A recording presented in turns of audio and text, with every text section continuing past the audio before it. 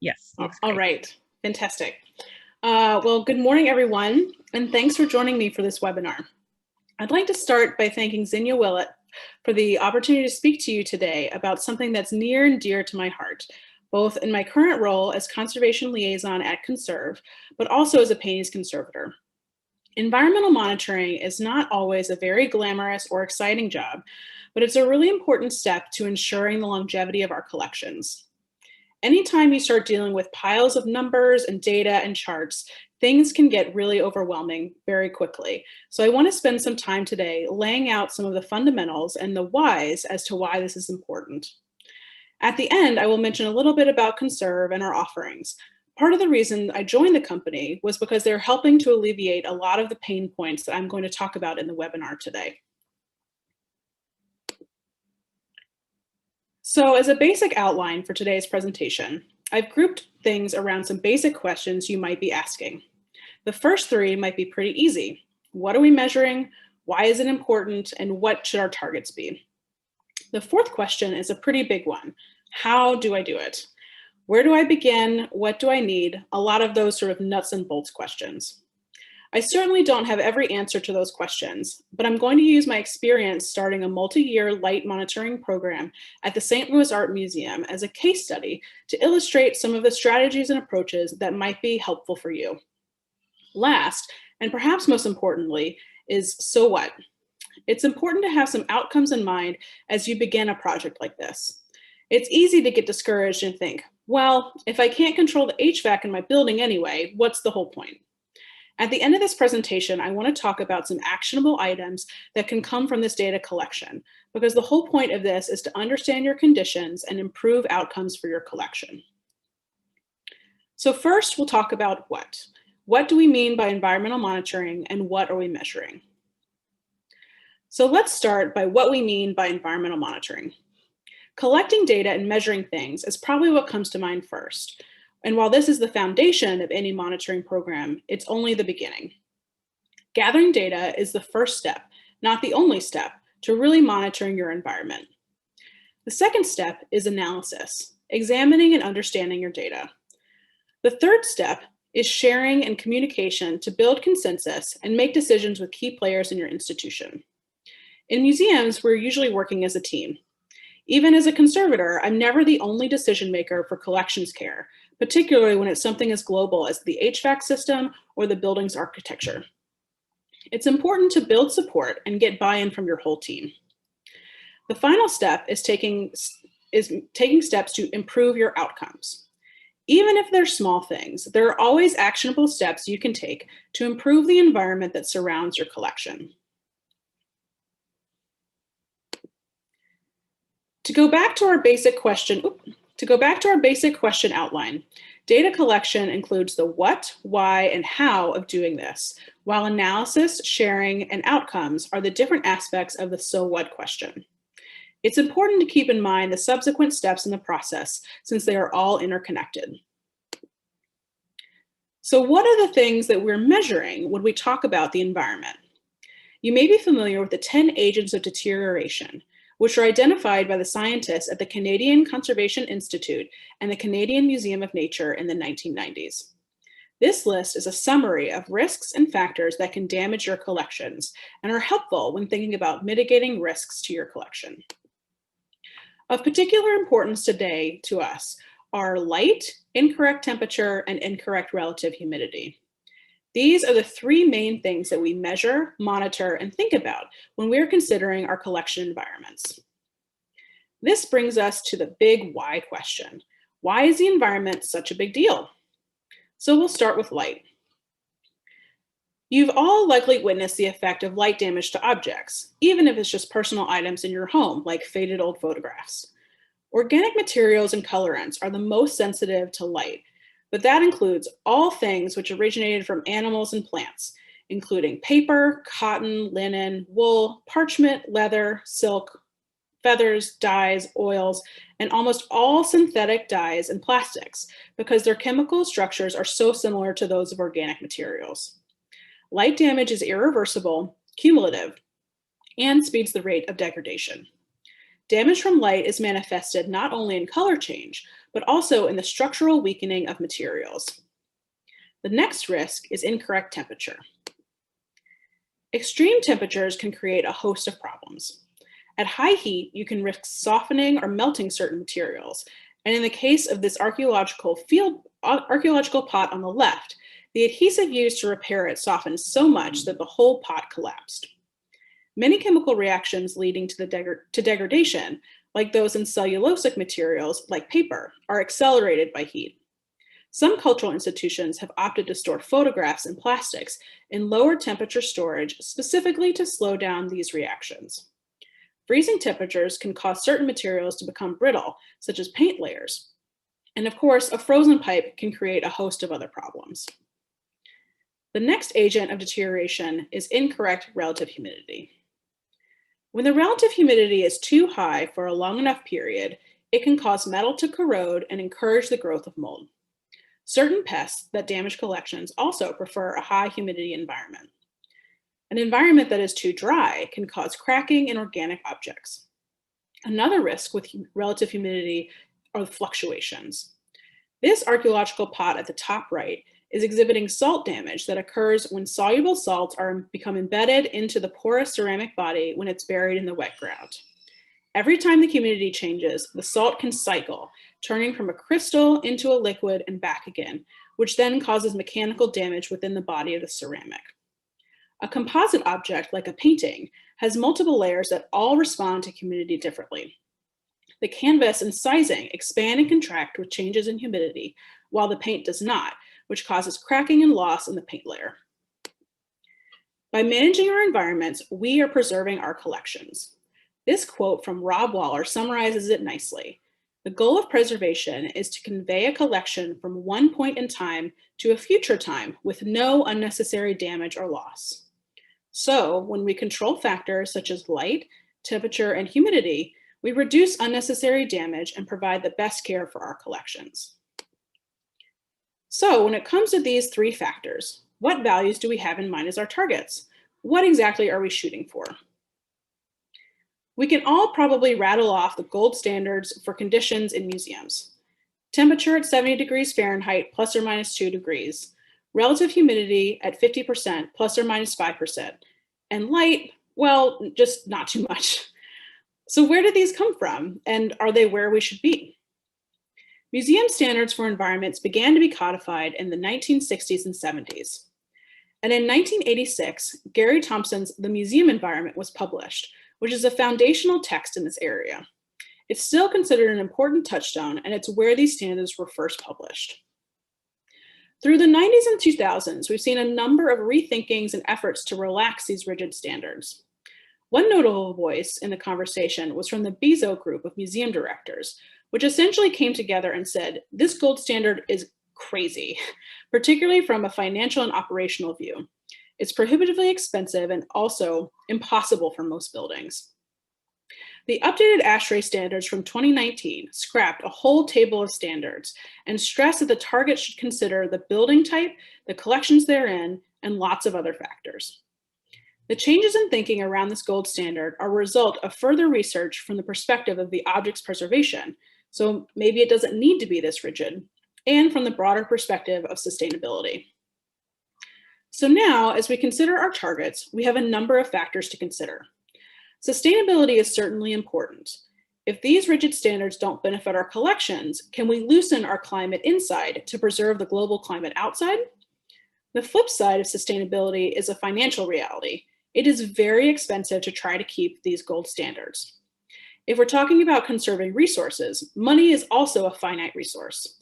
If we can save money on our HVAC systems, that money can be used for something else more productive or beneficial to our collections. One major factor I haven't mentioned is that these museum standards were also made in part for human comfort, since humans are the ones who visit collections and have certain human expectations of the climate. Lots of materials would benefit from conditions outside of these gold standards, but how do we balance the needs of our viewers and what's best for our collections? There's also the building itself to consider. For some buildings, it's harmful to the building envelope to try to keep this rigid standard, and the wear and tear on the building in turn harms the collections therein. So the short answer for what's our target is the standard conservator answer of it depends. It depends on what your buildings and systems are capable of, what your institutional priorities are, and the specific needs of your objects. As a conservator, from the perspective of the specific materials, what's recommended varies significantly depending on the object's material makeup. Photographs, ceramics, paintings, quilts, furniture, all have different preferences or ideals depending on not just the material makeup, but the object's specific history. On the Conserv website, we've put together a searchable database of recommendations from lots of different sources for specific set points and ranges for different types of objects. Rather than prescriptive, it's meant to be a resource for you to explore different recommendations so you can make the best decisions for your collections. Next, we'll move on to the how-to of environmental monitoring. So we'll start with the basic methods of how to measure temperature, relative humidity, and light exposure, and then we'll move on to the big question of frequency. How often should I be collecting data? Temperature might be the easiest to measure. Just grab a thermometer or check the thermostat. Both of these readily available methods are readily available methods for single points in time. When you think about continuous monitoring, there are analog versions, such as a traditional hygrothermograph, which has two arms that measure temperature and relative humidity on a piece of paper, and digital data loggers, which can provide real-time data or a log of data to be downloaded by the user. Just like with temperature, hygrothermographs and data loggers can record relative humidity over time. And like thermometers, there are some devices that can take spot readings of humidity. Sling psychrometers are fun, but they're a bit tricky to use and get reliable results. RH indicator paper is not super accurate or precise, but can give a more qualitative measurement of relative humidity. There are also digital spot readers as well. For light readings, the typical spot reading method is a light meter. If you are fortunate enough to have fixed light levels, this may be sufficient for you to check light levels during installation and periodically thereafter. If you have variable light levels, data loggers will likely be a better choice. There are also blue wool cards, which are light fastest standards developed for the textile industry, but they're more of a qualitative measurement and tell you about fading and light exposure after the fact. So now that we're familiar with the tools, knowing the frequency of data collection you need is a big factor in selecting a measurement method. The first thing to consider is how fast your conditions are changing. If you have a well-insulated building, your temperature may not change quickly relative to outside conditions. But if you need to measure light that is constantly changing, you will likely need more continuous readings. You can certainly do this manually with a lot of spot readings, but when you factor in your staffing resources, a continuous measurement device like a data logger will probably save you lots of time and effort. A similar question is how fast does your system respond? In theory, we want readings at a similar frequency to how quickly your system changes. If you change your thermostat 1 degree and it takes 30 minutes to change the temperature in your space, you maybe don't need an environmental reading every 2 minutes. Another consideration is your need for real-time or historic data. It's impossible to be proactive to problems like a temperature or humidity spike if you're looking at data that is days or weeks old. Historic data is helpful for knowing what has already happened, but it doesn't allow for speedy interventions that could be beneficial for your collections. The last point is a critical point that I don't think we always adequately consider: the human cost for collecting this data. You might save money by buying a spot reading meter, but it certainly costs time to have a staff member go take readings several times a day, or run around the museum changing hygrothermograph papers or downloading data loggers. With COVID and long-term, sometimes surprise shutdowns or staff absences, many institutions are facing real challenges to their old ways of gathering this data if staff members are not physically allowed in a building. So again, the answer to how often should I collect data is, again, it depends. Every situation is different, and there's not a one-size-fits-all solution for everyone. I'm going to shift gears a little bit and talk about my experience setting up a multi-year light monitoring project at the St. Louis Art Museum. Shortly after I arrived in 2012, I was put in charge of monitoring the light in the newly built East Building, which had skylights and windows as the primary light source for the museum's modern contemporary collections. The purpose of this study was twofold. First, to verify the projections provided by the light designers and ensure that all the building systems were functioning, essentially to check that we were delivered the building that we were promised. The second objective was to shape our collections policies. Since the lighting was drastically different in these spaces, our policies would need to change accordingly. I'd also like to preface this with an acknowledgement that this kind of study is not typical for all institutions. Most museums are not doing light monitoring to this extent, but the new construction helped justify the investment needed for such a study. The East Building added 21 new galleries for both temporary exhibitions and permanent collection works. The building had several operational zones and mechanical systems that adjusted lighting conditions. The main exhibition area, shown in green, had no skylights. The yellow and orange zones were primarily lit by skylights, with yellow areas having a system of blackout shades used during closed hours. There were 3 large windows, shown in blue, that offered views of the surrounding park and had 2 sets of shades, one on a scheduled timer and one that responded to lighting conditions. Additionally, there were 3 tracks of light that activated at different light levels to provide supplemental light in the galleries when there was insufficient daylight from outside. So, needless to say, this building has a lot of moving parts, so to speak. So we wanted to verify that all of these systems were working as designed. So when we look back at our list of factors, the St. Louis Art Museum really needed continuous monitoring. Lighting conditions were constantly changing because of the reliance on the skylights, and the building systems adjusted often based on those constantly changing conditions. At the time of this study, real-time data was not available, so we relied on historic data from our data loggers. The last point was one of the biggest factors. For the amount of data that we needed with constantly changing conditions, there was no way we could use a spot reading system. Even with data loggers taking regular readings, there was still a significant amount of time that went into downloading and uploading the data, troubleshooting data loggers, changing batteries, and analyzing data. Again, I do not think that this factor should be underestimated. It's one of the biggest stumbling blocks to any environmental program. If you're going to start a new program, it's going to be something extra on someone else's probably already full plate. So now we've successfully gathered all this data. Now comes the steps where we make sense of it. Analysis is the next step on the wheel and the first phase to the so what question. To be completely frank, analysis can be hard. It's not enough to have the data. It needs to be contextualized to have meaning. A data point like 70 degrees alone doesn't mean a lot if you don't know if it's good or bad or if it's normal. 70 degrees might be fine for your galleries or your living room, but a big problem for food in your freezer. Because of this, it's critical to look at your data in comparison with your targets to gain meaning and understanding of what's going on. Collecting a bunch of data and then shoving it into a file doesn't help your collection and ends up wasting your time with data collection if you can't gain any understanding from the data. So going back to the light study at SLAM, here's the data that I would get from my software. I found it pretty difficult to understand and hard to use.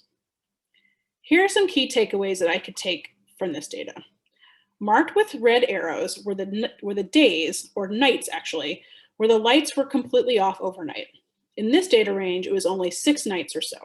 This was something that I could easily and quickly see from this graph.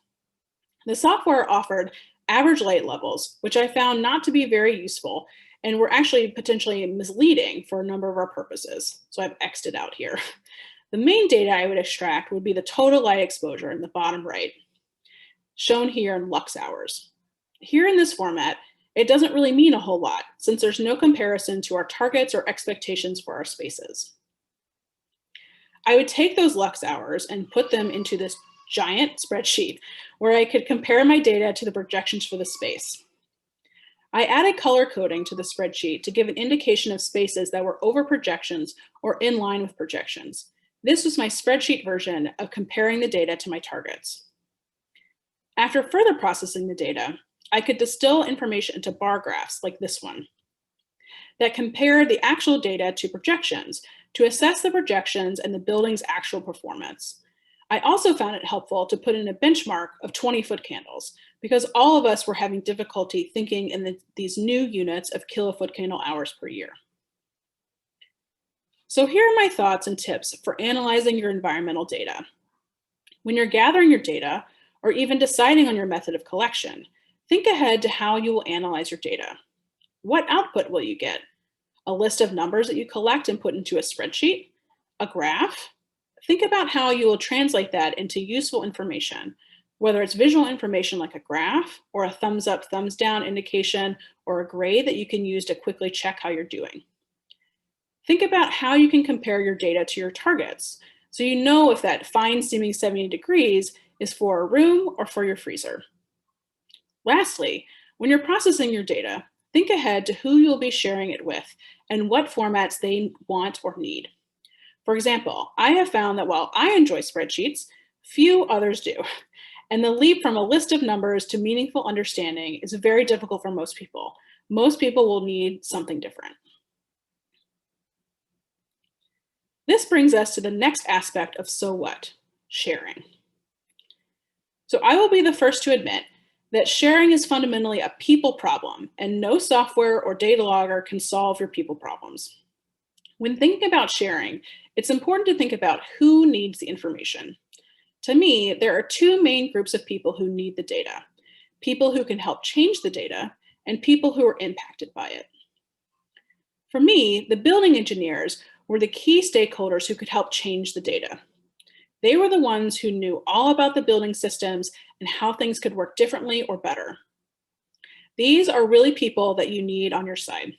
Have some coffee with them, learn about your building systems and where things like the supplies and returns are. Do everything you can to learn about how your building works and get to know the people who keep it running. The second group, the people who were impacted, was an entirely different group of people: registrars, curators, art handling staff, and by extension, upper level administrators. The people who are impacted can also become your allies. For us at SLAM, our curators could help advocate for changes when they really understood how the light was affecting their work and their exhibition plans. When it comes to sharing, it's also important to think about what format will best communicate the information, and this may be different for different audiences. And lastly, it's important to know your audience, especially people's personalities and preferences. Some people may need everything to have a positive spin, while others may not pay attention at all unless it's framed as a catastrophe. So as an example, I'll review the various outputs that I mentioned in the analysis section and how sharing of these formats went over at SLAM. Monthly spreadsheet reports were an abject failure. It was an essential tool for me to process my data, but no one read them or understood them. It was just too much information and too cumbersome of a format. Sharing line graphs with the engineers was very successful. This was a format that they were used to seeing, and they could easily understand the data and the necessary follow-ups actions that were needed. I started to introduce more summary spreadsheets, here only showing a percentage over or under projection for each gallery rather than raw data. This was slightly better than the previous spreadsheet, but only marginally. Remember, no one likes spreadsheets. So this high-level prose summary was more useful, particularly since this was intended for administrators and decision makers who need general information and don't really care about every data point that was collected. With light data and with temperature and humidity data, a whole year of data is especially useful when trying to understand broader trends of your building. System performance often suffers, or at least shifts, during seasonal changes, so having a broader look is usually very helpful. The last point is to have outcomes or action points in mind as you share this data. Sharing the data usually has an immediate follow-up question of, so what can we do about it? So it's helpful to have considered options in advance. Our last step in the process is outcomes, the last so what of environmental monitoring. The key takeaway here is that there are always steps you can take toward the improvement of your environment for collections. I'll review some ideas for changes on different scales and talk about the changes that we made at SLAM as a result of our monitoring. First, you can think big at the buildings or systems level for your institutions. This is often what we think about when we think about environmental monitoring outcomes. You gather all this data and then you say, well, obviously we need an entirely new HVAC system. Your data can certainly help tell you that and give you justification for changes and investments and present opportunities for fundraising or grant applications. While these are large scale and difficult improvements, they're often very easy solutions to conceptualize. Next, we can think about medium-sized changes on the room level. These interventions can make significant differences in your building environment and don't require entire systems to be replaced.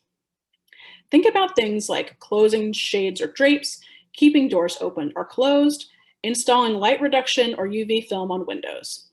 You can locally troubleshoot HVAC issues by adding humidifiers or dehumidifiers, or walls or other barriers, depending on what you need.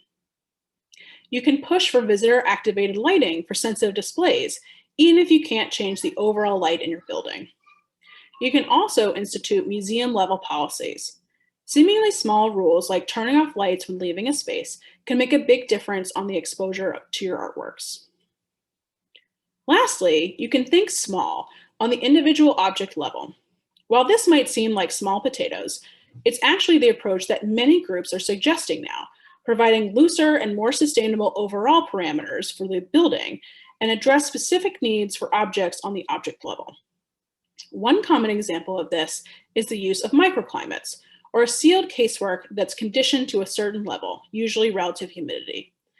In the picture on the right, a tray of conditioned silica gel placed within a sealed case keeps the humidity at a certain level that's different from the general room level. You can also think about enclosures, whether for display or for storage. At the museum, we would make sealed display packages for particularly sensitive paintings that were going out on loan. The idea is similar to the microclimate, but with an airtight seal around the object. Even in storage, something as simple as a paperboard box can help buffer swings in temperature and relative humidity, not to mention minimizing light exposure. Rotation or relocation is another option. Sometimes you might find that exterior spaces are more volatile than interior ones, so it may benefit your most sensitive materials if you move them to a different space. Even if you can't change your light levels, maybe the solution is to rotate what's on display. Similar to viewer-activated lighting, simple covers over work is a low-tech way to reduce light levels, both in storage and on display. With any of these solutions, big or small, it's always more convincing when you have data to help justify your changes. So here are some of the changes that we implemented at SLAM as a result of our light studies.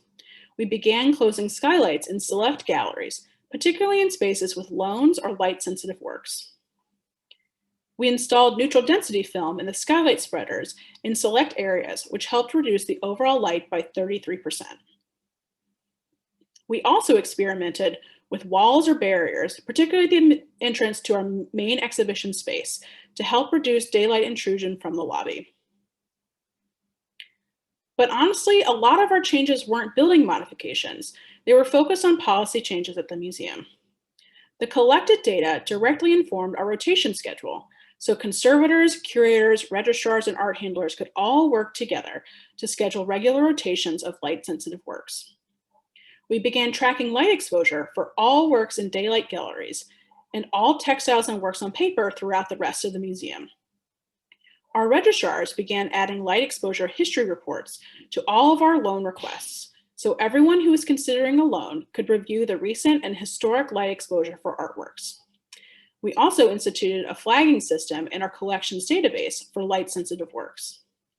The conservation staff continues to monitor the light to provide data on how these adaptations are performing and inform future needs. As I look back, the awareness raised by the monitoring program is one of the biggest benefits of the work. Lighting is now something that is more considered and topical for all collection staff. As for me, I've published this work with the light monitoring program in several places with a particular eye towards how we incorporated the data into our collections management database. I left the St. Louis Art Museum in 2019 to open a private practice in New Orleans, and I joined the team at Conserv this summer. As you may or may not know, we're a small company based in Birmingham, Alabama, that's dedicated to improving preservation outcomes for the cultural heritage sector through environmental monitoring products. We are entirely focused on collections care. We offer a free cloud-based software for data analysis where you can bring your own data and have access to powerful analytics, key performance indicators, the ability to share reports and make observations on your data. I could go on and on about how great the software is, and I'll give you my contact information at the end if you'd like to know more. We also offer real-time, easy-to-use wireless data loggers that eliminate the common hassles with these devices like calibration and dead batteries. Lastly, we offer customer support from conservators like me, who have been there and done that and understand the needs of your collection. Essentially, the more I learned about the company, I just kept feeling like someone had listened to all of my complaints and frustrations about environmental monitoring and just fixed them, which is pretty exciting. I first want to thank all of you for your time today and for joining me on this walk through environmental monitoring, and the people listed here for the opportunity to speak with you today and contribute to the work, since it always takes a village for these sorts of projects. If you plan on joining us at SEMC in Chattanooga, I'd love to meet you at our exhibitor booth, but I've also included my contact information here if you'd like to know more about our sensors or get started in our software.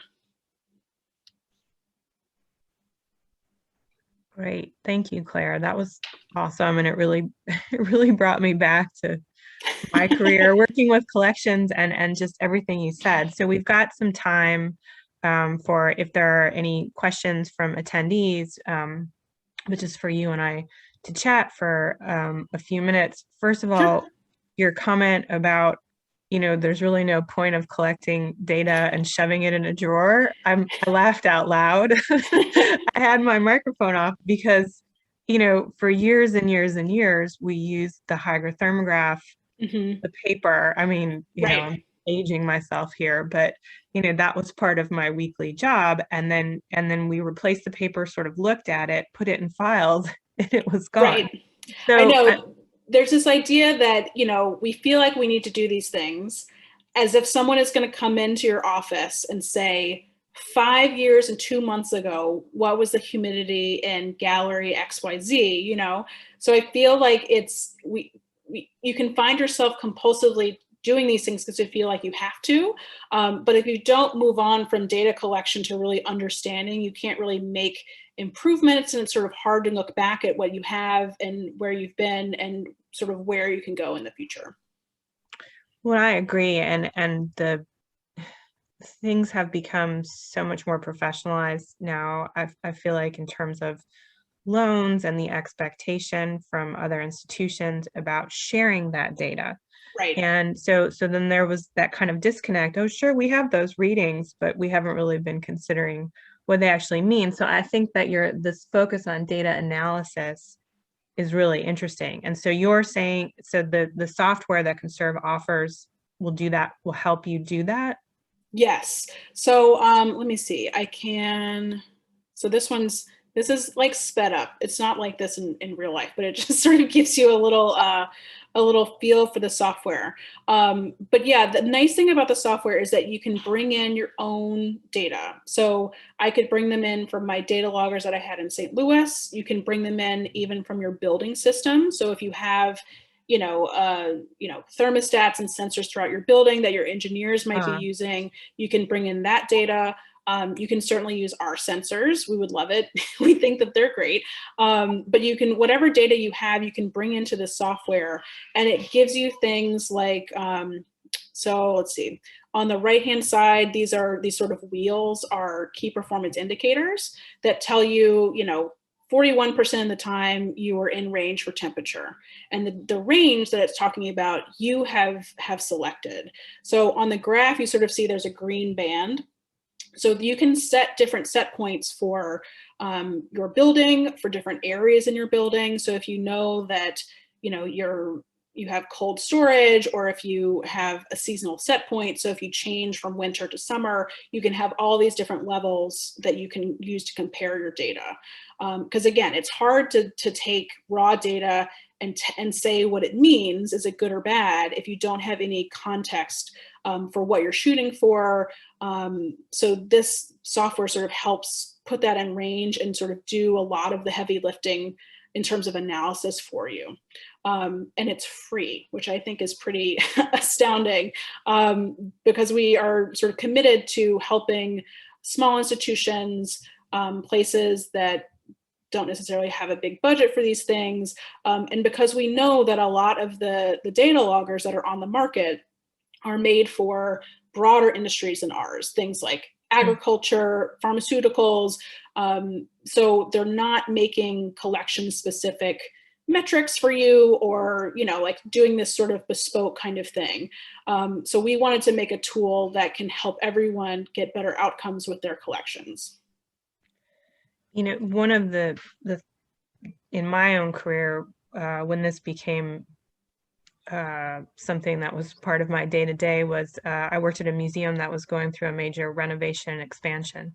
So I had the opportunity, we as a staff, for perhaps the first time in the museum, the building's 100-year history, to be able to upgrade the HVAC and the gallery spaces, to match the collection. But I think, well, a couple of things happened. One, I worked on the National Endowment for the Humanities offers that Sustaining Cultural Heritage Collections grant. And one of the things that I learned about applying for a major federal grant that is related to environmental, you know, as a component, at least environmental monitoring, is you really have to know what you're talking about. So I think that my point in this is that there's a lot of information out there in terms of finding out what the standard is for different types of objects. And I wondered if you just wanted to talk a little bit about that, about understanding your collection, and then what do you do in these spaces where you have a painting with alongside a work on paper and the light, and then there's a sculpture, and just what is your thought on the sort of multi? So yeah, so that's actually, so the sort of evolution of thinking about environmental standards has changed for a number of reasons.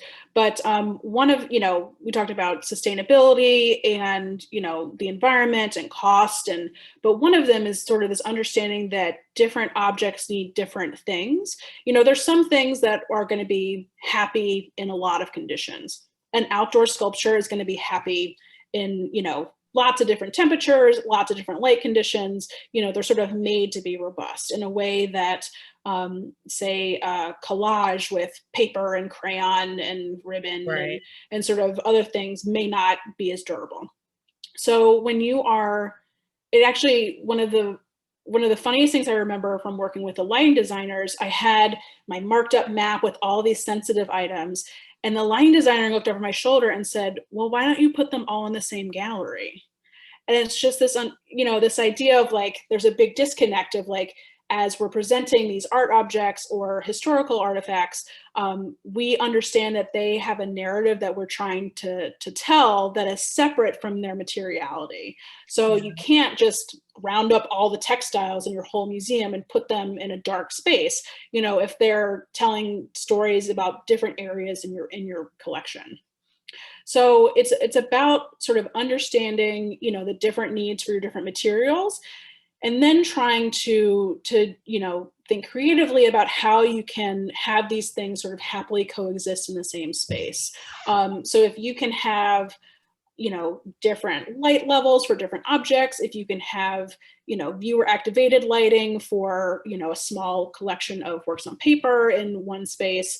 Microclimates is another great example, especially for objects that you might have in a case anyway. You can have, the silica gel is conditioned to sort of hold, if you're familiar with, you know, those little packets you find in shoes or like snacks that have silica gel, those sort of help keep the humidity low in those sort of packages. So the silica gel is conditioned to a certain, basically like percentage RH, and it's calculated based on the volume of your container and what you're trying to sort of achieve. So you basically put the silica gel in and then seal up the box.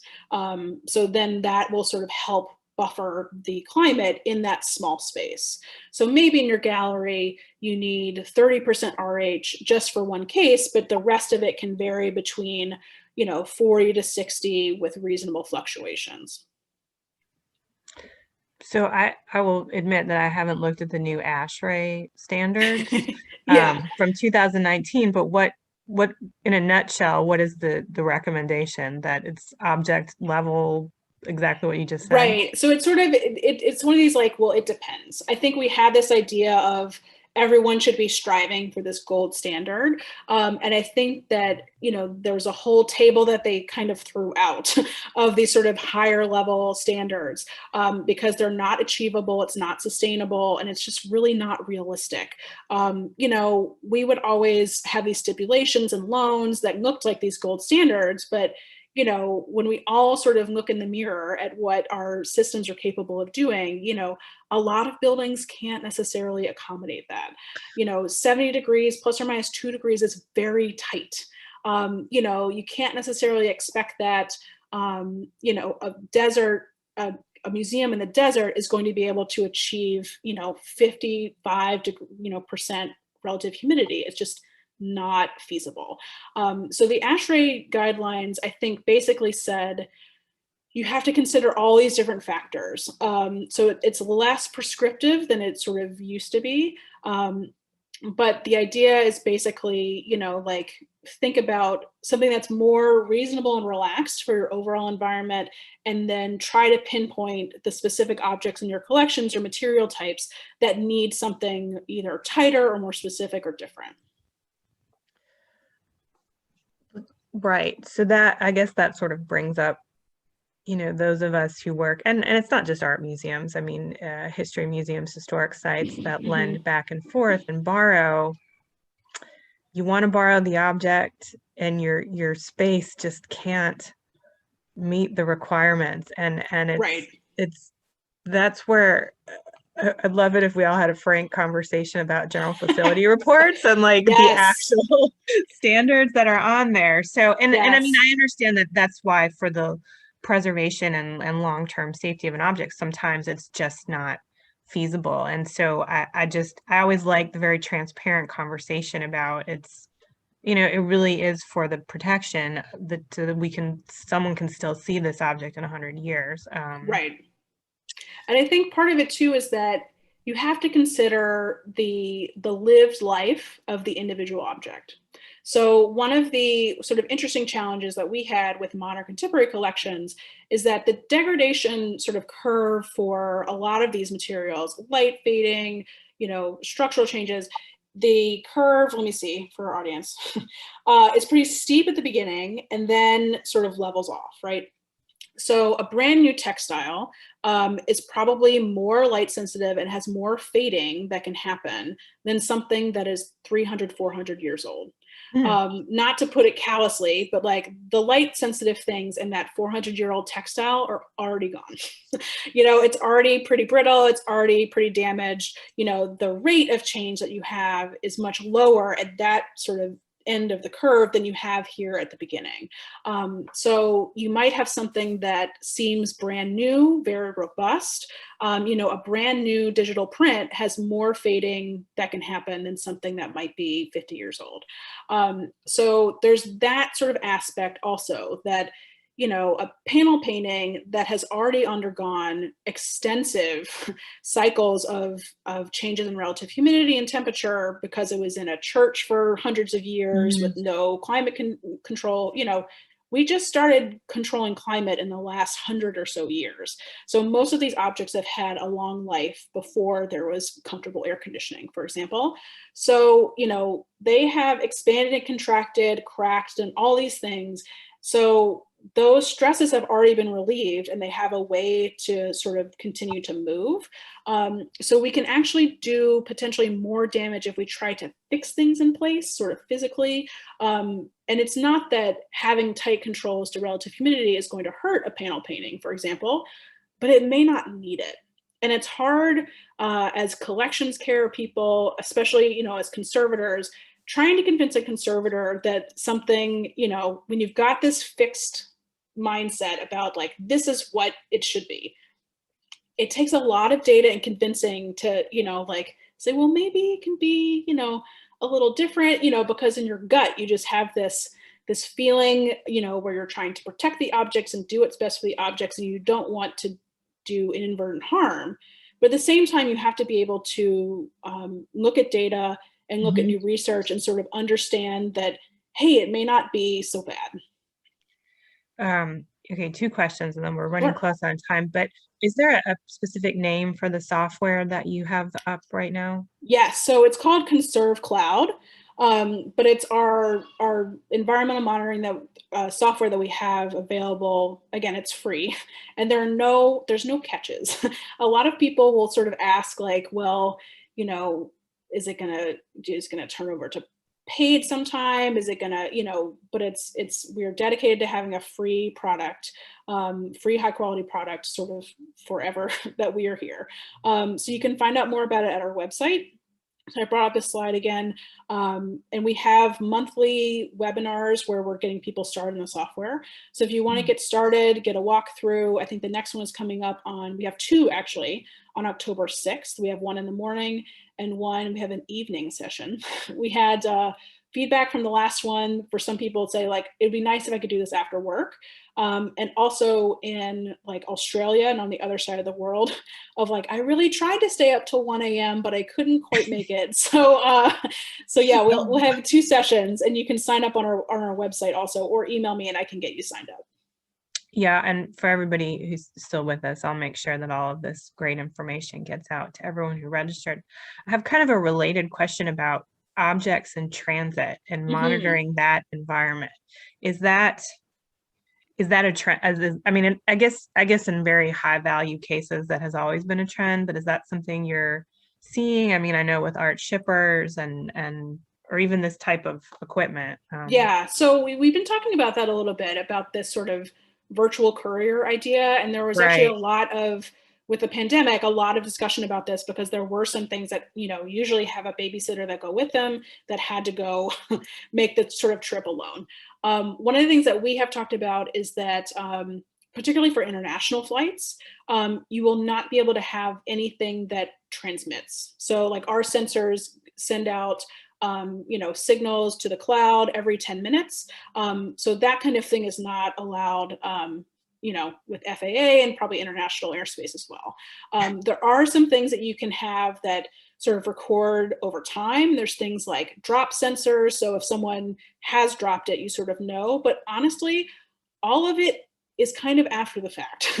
The beauty of real time data, if you have, one of our sensors in your offsite storage, and you might get an alert that says, oh, the temperature's spiking, like the power's out, or the HVAC is down.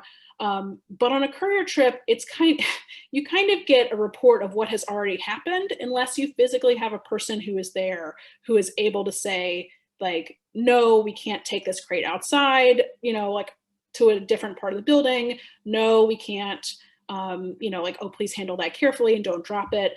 And knowing what has already happened is sort of helpful, but in terms of preventing things from happening, I think it is possible to get some information from these sort of monitoring devices, but sometimes there's nothing like a babysitter, a Yeah. nagging babysitter there with the artwork to monitor what's going on and sort of be that sort of human sort of coach to guide the object through. Well, and I think that feeds back into one of your main points about sort of a overall analysis, either of a space in terms of light and humidity, or for an object of having an idea of what sort of stresses it's been put through Right. pre-museum life, and then Hmm. even within the museum in terms of how to best care for it going forward. And that's why I think this whole idea of a software that helps you analyze your data, because nobody, again, I've been in this field for a long time, but I don't ever remember being taught, other than 70, 55 plus or minus, Right, right. you know what was bad and what was good, but this idea of thinking about it more cumulatively, I really think that that's so important, and hopefully is being integrated into, museum studies classes and trainings and webinars like this. So Yeah, I mean, I think part of it is sort of a qualifier of if it's been through the ringer already, it's maybe not as bad as you think. But part of it also is thinking about, well, what are things that we can control and what's the most important? So maybe it is not as important if your temperature drifts between 75 and 55 or 80 and 55, as long as it doesn't do that 50 times a day or once an hour, right? So the idea of maybe a gradual shift is not that big of a deal, but rapid fluctuations is, it's getting some more granularity on sort of the details of what the objects can withstand and what is sort of proper care for them. And then you can sort of apply that to your building. You're not going to go wrong by having the world's tightest standards if they're sort of coded for what the objects need. But the sort of flip side of that is, well, but can we relax it? If so, how much, to something that's more sustainable and reasonable? Yeah, and there are great resources out there to be able to advise museums staff, whether you're a small museum or a large museum, on again, long-term preservation and care. So Yeah. I really appreciate everything that you have conveyed today. I think this is a terrific resource. Thank you all for attending, and we will make sure that this video will be up on the SEMC YouTube site probably by the end of the week, and then available to rewatch, and whatever resources Claire gives me, I will send on to all of you so that you have them as well. So thank you so much for your time today. Our next SEMC program will actually be the annual meeting. So I don't know that we're going to do a virtual, although I will say if anybody's on, we're going to do a drop-in sometime in October. I will set a date very soon just for those who will be attending Chattanooga to come and ask questions about what to expect, and just we can all be there together and talk about it. Yeah. So, and Claire, I will look forward to seeing you in a month. That's right. Yeah. And we have, I think Xenia was going to put it in the chat. We have one more day of we're giving away 2 more registrations for the meeting. So if you sign up with the link, you'll be entered to win, and we'll be drawing for those tomorrow.